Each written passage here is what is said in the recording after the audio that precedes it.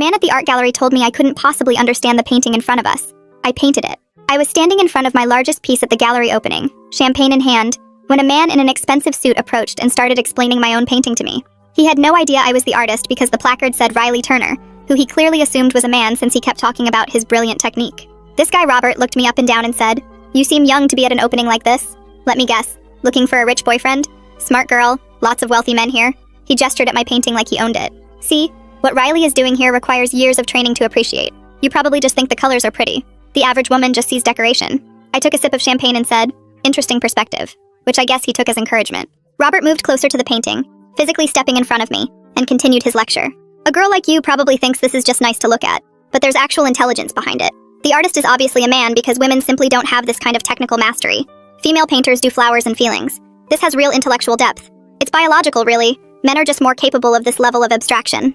When I mentioned I was familiar with the artist's work, Robert laughed and patted my shoulder. "Following him on Instagram to look at the pretty pictures doesn't count as being familiar with art, sweetheart. You probably think you're cultured because you went to that Van Gogh light show. Real knowledge comes from decades of study, not whatever you learned from TikTok." Robert decided to test me, rapid-firing questions. "Who's Basquiat? What's chiaroscuro? Name 3 Renaissance painters besides Da Vinci." When I started to answer, he cut me off. "Wrong. See, this is why galleries shouldn't have open events. You probably Googled some terms before coming here to impress men. But Riley here is working in a tradition you couldn't possibly understand without a proper education.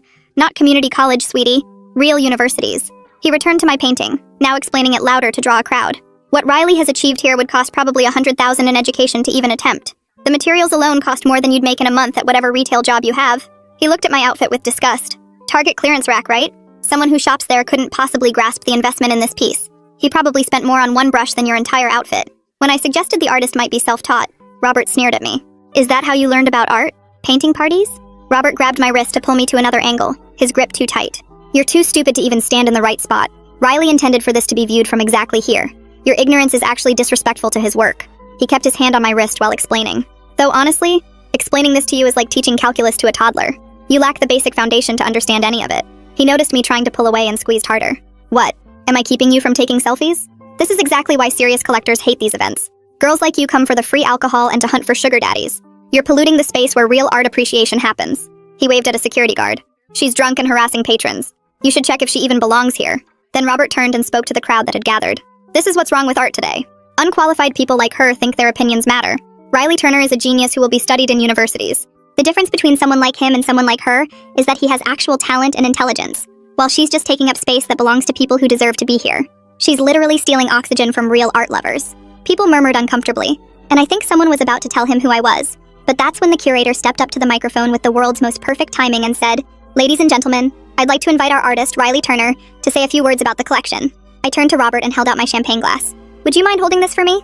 His hand automatically reached for the glass as I walked toward the platform, and I watched his face change from confusion to recognition to absolute horror as I took the microphone. I definitely had a few words to say. My hands wrapped around the microphone stand, and I took this really deep breath that seemed to last forever. The whole room was dead quiet, and Robert stood there frozen with my champagne glass in his hand. His face had gone from smug to confused to completely white in about 3 seconds. I could feel everyone staring at me, but I kept my voice super calm and steady. "Thank you all so much for coming tonight to see my work." My eyes found Robert's face for just a second, and he looked like he might throw up. I turned back to the crowd and smiled at the people who'd been watching everything unfold. "This collection means a lot to me, and I'm grateful you're all here." The microphone picked up every word clearly, and I noticed people starting to shift and whisper to each other. My largest piece here, the one you see behind me, was actually inspired by moments exactly like what just happened. Several people turned to look at Robert and then back at me. The crowd was getting uncomfortable, and I could see them putting together what they'd just witnessed. "It's about the assumptions people make about who belongs in certain spaces." A woman near the front nodded and gave me this small supportive smile. "Who gets to create art, and who just gets to look at it?" Robert was trying to back away, but the crowd had closed in around him. "Who has the right to take up space in galleries and museums?" My voice stayed level, but I could feel my wrist starting to throb where he'd grabbed me. This piece took me 6 months to complete. I gestured at the painting and noticed Robert trying to set down my glass on a nearby table. Every technique you see here I taught myself through YouTube videos and library books. A few people actually gasped, and I saw them looking between me and Robert. No fancy art school, no $100,000 education. Robert was literally trying to disappear into the floor at this point. Just a lot of late nights watching tutorials and practicing in my tiny apartment. The security guard who Robert had waved over earlier was watching everything with his arms crossed. I developed my own methods through trial and error, mixing traditional techniques with stuff I figured out myself. I used the exact word Robert had thrown at me earlier, chiaroscuro, explaining how I'd learned it from a Renaissance art documentary. The layering technique he mentioned, that some people mentioned, came from experimenting with different brush sizes. My wrist was really hurting now, but I kept going. The color theory work happened because I couldn't afford to waste paint, so I had to plan everything perfectly. Someone in the back started clapping, but stopped when they realized no one else was. Each section represents a different barrier I've faced in the art world. The curator was standing to my left, nodding and looking pleased with how I was handling this. From people assuming I couldn't understand my own work to being grabbed and physically moved because I was standing wrong. That got some sharp intakes of breath from the crowd. I wrapped up by thanking everyone again and saying I hoped they'd look at the piece with fresh eyes. The curator smoothly stepped up and took the microphone from me, her hand briefly squeezing my shoulder. Thank you, Riley, for that wonderful insight into your process. She addressed the whole room with this warm, professional tone. Please, everyone, take another look at the collection with this new perspective.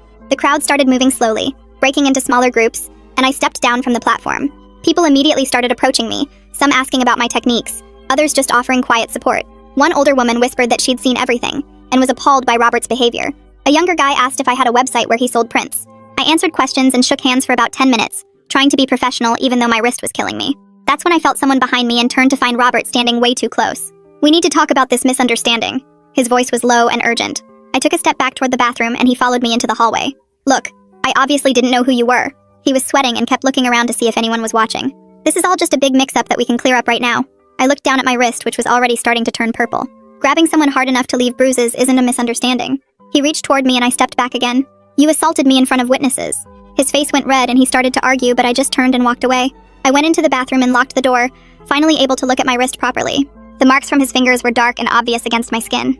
I ran cold water over it and tried not to cry from frustration and pain. When I came out, the security guard was waiting in the hallway. Miss Turner, I saw what happened earlier when that man grabbed you. He looked genuinely concerned. He complained to me that you were drunk and harassing people, but I saw him grab your wrist. He gestured at my arm. Do you want to file a report about this? I showed him my wrist and watched his expression change. That's definitely going to bruise bad. He pulled out a notebook.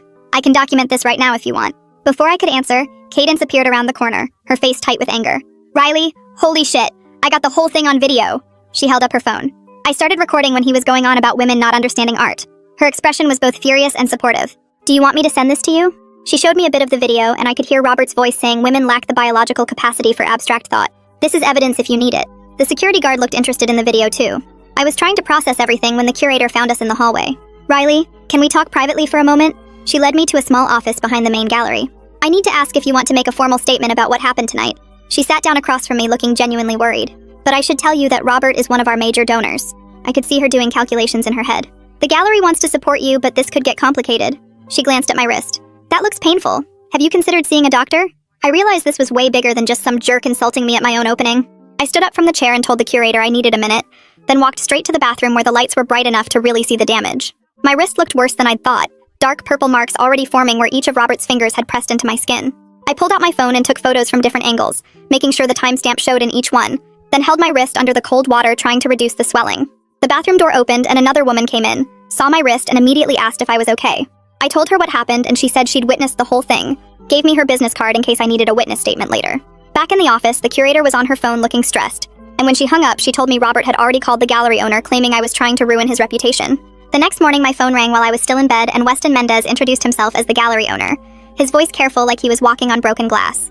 He asked me to come in that afternoon to discuss the situation, mentioned that Robert was a significant patron who'd donated over $200,000 to the gallery over the years. I could hear him typing while we talked, probably already drafting some kind of damage control statement.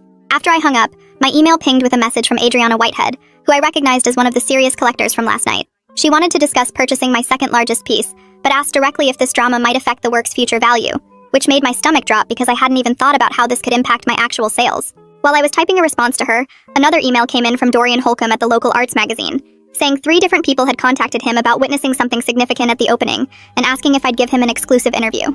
I closed my laptop and sat on my couch for 20 minutes, just staring at the wall, then opened Instagram and started typing a post about what happened without using Robert's name. I wrote about gatekeeping in art spaces, about men who think they own culture, about the bruises on my wrist from someone who thought I didn't belong in my own exhibition. Within 10 minutes of posting, my phone started buzzing nonstop with notifications, comments flooding in faster than I could read them. Some were supportive, women sharing their own stories, but others were calling me dramatic, saying I was trying to cancel an innocent man over a misunderstanding. My phone rang and it was the gallery's publicist suggesting I revise my artist statement on their website to something more neutral, avoiding any mention of last night's incident. I told her my work had always been about challenging assumptions and power dynamics, that changing my statement now would be giving in to exactly what Robert represented. She sighed and said she'd have to run this by Weston, that they were trying to protect both my exhibition and the gallery's reputation. The Instagram comments kept coming and some of them turned nasty, people I'd never met telling me I deserved worse than a grabbed wrist, that women like me were ruining art for everyone. One message included my studio address, which I'd never posted publicly, saying they knew where to find me if I kept talking. My hands shook as I screenshot that one and several others that felt genuinely threatening. The security guard from the gallery called and asked if I could come by to file an official incident report since he'd witnessed Robert grab me. I met him at the gallery an hour later, and he took photos of my bruised wrist with his work phone, wrote down everything I told him about what Robert said and did. He showed me his initial notes from last night where he'd written that Robert had tried to have me removed for being drunk when I hadn't even finished one glass of champagne. The whole process took an hour and felt weirdly official, like this was becoming something legal instead of just an ugly incident at an art opening. While I was there, I asked Weston directly to ban Robert from the gallery for the rest of my exhibition's run. He shifted in his chair and said he'd need to review the security report first, that banning a major donor required board approval, but he'd consider it seriously. I could tell he was calculating the cost of losing Robert's donations against the bad publicity of keeping him around. That evening, Cadence sent me the video file through a secure link, and we sat in her apartment watching it together on her laptop. The audio was clear enough to hear Robert saying women lack the biological capacity for abstract thought, that I was probably there hunting for sugar daddies. We talked for 2 hours about whether making it public would help or just turn everything into a circus. She pointed out that going viral might bring attention to my art for all the wrong reasons, but staying quiet meant Robert would keep doing this to other women. We couldn't figure out the right answer, just kept going in circles about consent and consequences, and what would actually create change versus what would just create drama for drama's sake. My phone buzzed with a text from Adriana asking if she could stop by the gallery to discuss purchasing one of my pieces. I met her there the next afternoon, and she walked straight to my second largest painting, the one with the deep blues and copper streaks running through it. She stood there for a full minute just looking at it before turning to me and saying she wanted to place a hold on it, but wondered if I'd consider a discount given everything that happened at the opening. Her fingers traced the air in front of the painting, while she explained that while she loved the work, she worried about the drama affecting its value, and whether other collectors might see it differently now. I felt my stomach tighten, because this was exactly what I'd been afraid of, that Robert's behavior would actually cost me sales and opportunities. She offered 20% less than the listed price, which meant losing almost $3,000 on a piece I'd spent 4 months creating. I told her I'd think about it and get back to her by the end of the week. That same evening, my friend who works as a lawyer called and asked if we could grab coffee because she'd seen my social media post and wanted to talk about the legal stuff. We met at the place near my apartment and she pulled out a legal pad, drawing diagrams while explaining defamation law and how even though what Robert did was wrong, I had to be really careful about what I said publicly. She explained that truth is a defense, but I'd need proof for everything, that saying he assaulted me was risky without witnesses willing to testify, and that his wealth meant he could drag out a lawsuit even if he couldn't win it. She suggested sticking to provable facts like what he said in front of witnesses, and avoiding anything that could be seen as opinion or interpretation. Her pen tapped the paper as she listed all the ways this could go wrong legally, how even being right doesn't mean you can afford to fight in court. I recorded our conversation on my phone so I could remember all the details later. The next morning I drove to urgent care because my wrist was still hurting, and I wanted official documentation of the injury. The waiting room was packed, and it took 3 hours before they called my name. The doctor examined my wrist, moving it in different directions while I explained what happened at the gallery. She said it was a minor sprain, nothing broken, but there was clear bruising and swelling consistent with someone grabbing me too hard. The exam cost me $85 after my insurance, money I really couldn't spare, but I needed that documentation. She printed out the report with photos of the bruising and told me to ice it and take ibuprofen for the pain. I stopped at the pharmacy on the way home and spent another $12 on supplies. Dorian called while I was icing my wrist and asked if we could meet to discuss his article idea. He came to my studio the next day with his recorder and notebook, looking at my paintings while outlining his plan to write about systemic sexism in galleries without naming Robert specifically. He said he could reference a recent incident and use it as a jumping-off point for a bigger conversation about how women artists are treated in these spaces. This felt like a compromise that would address the issue while protecting everyone legally, though part of me wanted him to name names and burn it all down. He interviewed me for an hour, asking about other times I'd experienced this kind of treatment, and I realized I had dozens of stories just like this one. 3 days later, I was working in my studio when my phone dinged with an email from a law firm. My hands literally shook as I opened it and read the formal warning from Robert's lawyer about potential legal action if I continued discussing the incident publicly.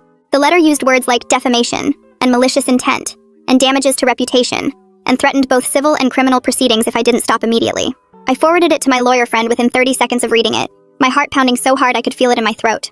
She called me back within an hour and said the letter was mostly intimidation tactics, but we should take it seriously because he had the money to make my life hell even with a weak case. The gallery called the next morning, and Weston's assistant said they wanted to propose a mediated meeting between Robert and me to resolve things quietly. I agreed, but told them I needed witnesses present, and we'd have to agree beforehand about what we would and wouldn't discuss. They scheduled it for the following Tuesday at 2 o'clock in the gallery's conference room. I spent the weekend preparing, writing down everything I wanted to say, and practicing in front of my bathroom mirror. Tuesday came, and I walked into that conference room to find Robert already there with his lawyer, looking annoyed like this was wasting his time.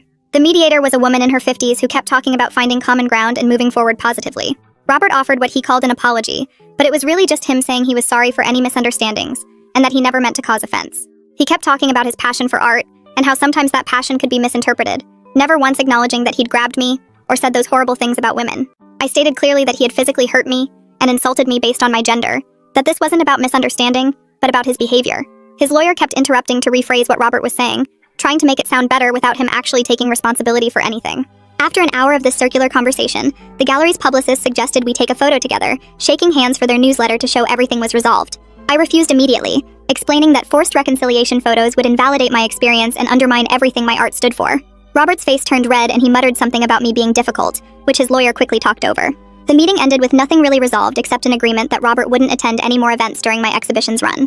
2 days later, Adriana texted asking if she could visit my studio to see more of my work. She arrived with coffee and spent 2 hours really looking at everything, asking questions about my process and themes. She told me that witnessing the incident at the opening actually helped her understand my work better, that she could see now how I was exploring power and assumptions in every piece. She ended up buying 2 smaller pieces at full price along with the larger one she'd originally wanted, saying she'd changed her mind about the discount after really understanding what the work meant. After she left, I sat down at my computer and typed up a formal complaint to the gallery with all my documentation attached. I included the medical report from urgent care, timestamps of everything that happened, screenshots of threatening messages I'd received, and a detailed timeline of events. I sent it to Weston directly with a request for a formal review and specific actions to prevent this from happening to other artists. His assistant acknowledged receipt within an hour and promised a thorough review within the week, though I wondered if anything would really change or if this was just paperwork to protect them legally. 3 days later, an email arrived from Weston with a draft of new event guidelines attached, asking for my input on the language. I opened the document and read through 6 pages of rules about appropriate behavior at gallery events. Most of it looked good, but the consequences section just said things like, may result in removal, without being specific. I typed up my feedback suggesting they add clear statements about banning people who grab artists or make discriminatory comments.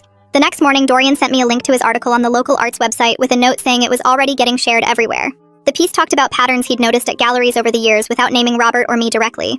He wrote about wealthy collectors treating artists like servants and how galleries often protected donors over creators. Within 2 hours, the article had over 3,000 shares, and the comments section exploded with stories from other artists. Some painters shared times they'd been talked down to at their own openings. Photographers described collectors explaining their own work to them. Sculptors wrote about being mistaken for assistants at their exhibitions. But mixed in with the support were angry comments from collectors saying artists should be grateful for any attention. Some people wrote long posts about how this was just cancel culture destroying the art world. A few collectors threatened to stop buying from galleries that sided with sensitive artists. I closed my laptop after reading one particularly nasty comment about female artists playing victim for attention. My phone buzzed with Instagram notifications every few minutes, but I turned them off to protect my peace.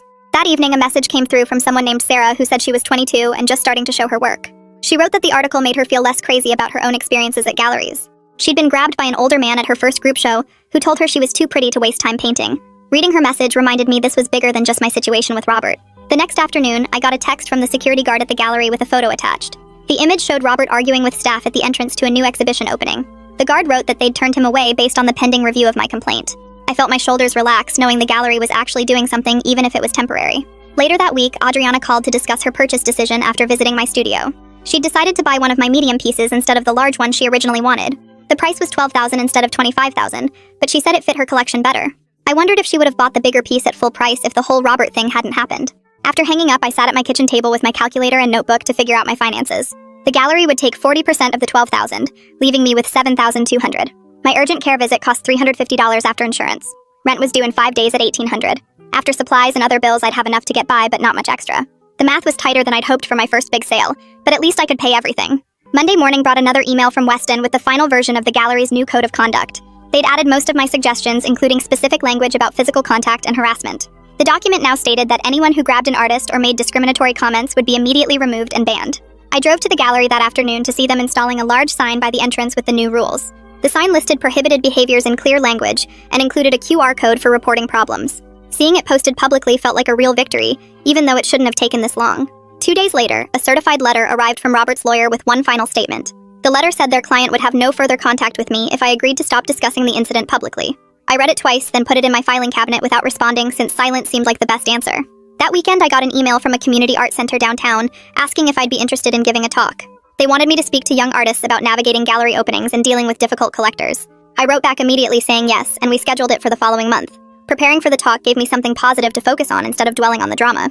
I started making notes about practical tips like bringing a friend to openings and documenting any problems. The community center posted about my upcoming talk on their social media, and within a day, 50 people had signed up. Several messages came from art students saying they were excited to hear my advice about the gallery world. One girl wrote that she'd been too scared to show her work after hearing horror stories, but my story made her want to try. I added more practical content to my talk about setting boundaries and knowing your rights as an artist. The week before my talk, I practiced in front of my bathroom mirror, timing myself to make sure I covered everything in an hour. The day after my talk, I walked into my studio and stood in front of a fresh canvas for the first time since the opening. My hands moved without planning, mixing colors that felt different from my usual palette, bolder and taking up more space on the canvas. The brush strokes came out wider and more confident as I worked through what had happened over the past weeks. I painted for 6 hours straight without checking my phone once, just letting the work flow out of me. When I finally stepped back, the piece looked nothing like my previous work, but somehow felt more like me than anything I'd made before. That evening, I opened my laptop and clicked through my social media settings to add keyword filters for certain words I didn't want to see anymore. Cadence came over with Takeout and helped me set up moderation rules, so comments would need approval before showing up publicly. She showed me how to block entire domains and turn off message requests from people I didn't follow. We spent 3 hours getting everything locked down tight so I could control who had access to my online space. The next morning, I drove to the gallery to drop off some business cards and saw the security guard who'd helped me that first night. I walked over and thanked him for filing that report and taking photos of my wrist when Robert had grabbed me. He told me the gallery had brought in a trainer last week to teach all the staff how to handle situations like mine. The training covered recognizing problem behavior early and stepping in before things got physical with artists or other guests.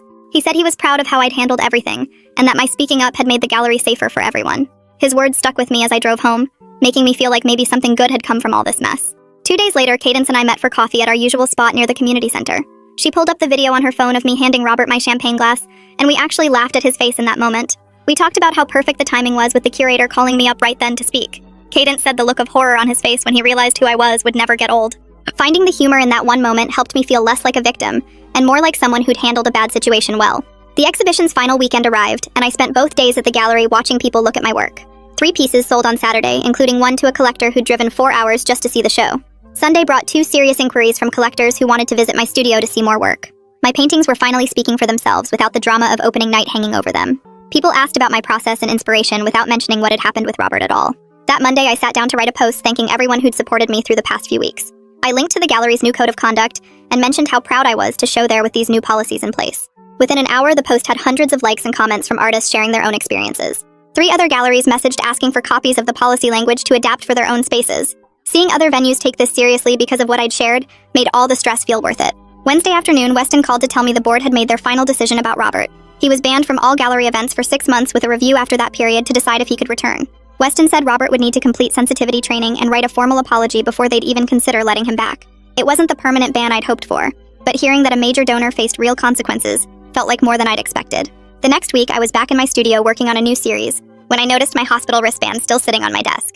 I picked it up and pinned it to the corkboard above my sketches, next to photos of my finished pieces. Every time I looked at it, I remembered that speaking up had mattered even when it was scary and hard. I squeezed fresh paint onto my palette and picked up my biggest brush to start a new canvas. The work felt different now, like I had permission to take up all the space I needed without apologizing for it. My phone buzzed with a text from Cadence saying another gallery wanted to talk to me about a group show next year. I smiled and turned the phone face down to keep painting, because right now this moment of creating was exactly where I wanted to be. Thanks for letting me wonder alongside you through all of this today. It's definitely been interesting sharing these moments together. Take care. If you made it to the end, drop a comment. I love reading all your comments.